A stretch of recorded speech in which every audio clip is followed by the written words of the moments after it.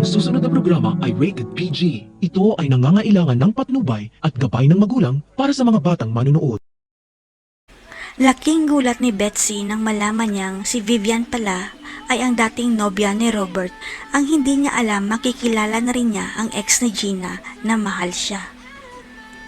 Sobrang marupok si Gerald dahil nagpatalo siya sa tukso matapos may mangyari sa kanilang dalawa ni Betsy na magiging dahilan ng pagkasira ng kanyang pamilya.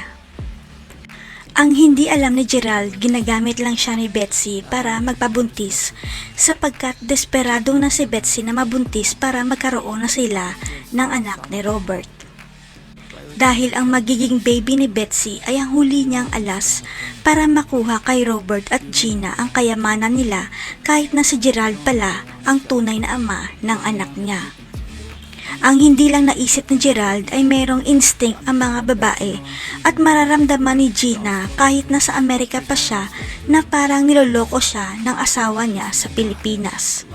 Hanggang sa mabuking ni Gina ang pagtataksil ni Gerald at dito na rin malalantad na may ex pala si Gina na naging best friend niya sa Amerika at kinasal pala sila.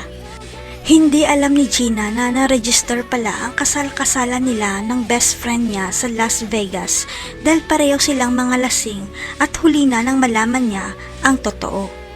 Magugulat na lang si Gerald dahil may kakausap sa kanya na isang lalaki at sasabihin nitong ako pala ang una at legal na asawa ni Gina dahil kasal pa rin kami sa Amerika.